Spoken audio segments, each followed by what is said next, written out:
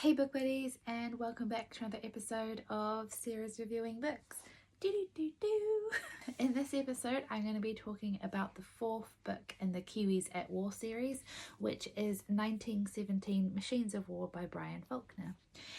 And if you haven't seen my other videos about the Kiwis at War books, this is a series of 5 books written by 5 different New Zealand authors about the New Zealand soldiers and nurses who served during World War One, and they are based off of real life letters and accounts and historical events that actually happened and that New Zealand soldiers were a part of during the First World War. And in 1917 we follow Bob Sunday, who starts out as an observer in the Royal Flying Corps and then eventually becomes a pilot, a fighter pilot. I just have to say that this one is my favorite book in the Kiwis at War series.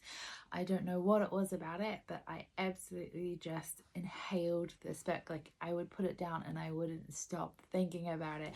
I absolutely loved this one.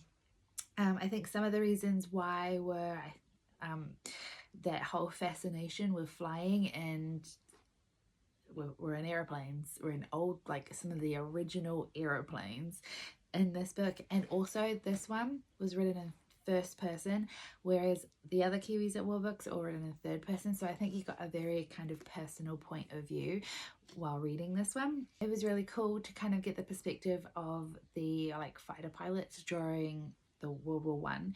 I feel like when you look at movies and other media from World War One, you don't often see much about the fighter pilots. Like, you get things about the Red Baron and other infamous pilots from World War One. Not really much. Most of those movies are spent in the trenches and such. So that was really cool as well, kind of a different thing. So we also kind of have a bit of a look at the Battle of Passchendaele in this book, from above obviously, which is, it says, the 12th of October 1917, New Zealand's blackest day at Passchendaele, with 45 officers and 800 troops killed with 2,700 wounded. And the Battle of Passchendaele is actually New Zealand's greatest loss of life during conflict in our relatively short history. This was a fantastic book. Highly recommend it. Highly recommend reading this series if you are a bit of a history buff and slightly morbidly fascinated about the war.